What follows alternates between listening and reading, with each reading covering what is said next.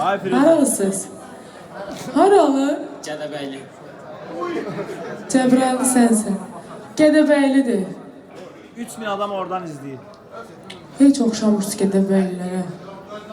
O deyir adı nədir? Deyir Stefan. Deyir haralsan? Deyir Gədəbəyli. Deyir az Gədəbəydən Stefan olur.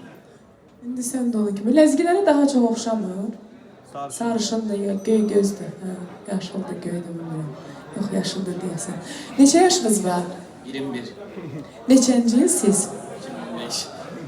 Oy, balacasın mənə. 2 yaş böyüyəm səndən.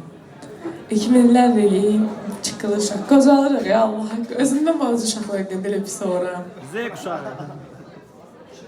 Dəniz. Mən qocayam, başa düşmədim. Sən sən o yaşdanmısan. Mənə bax. Nə vircüsən, dolça. Vay.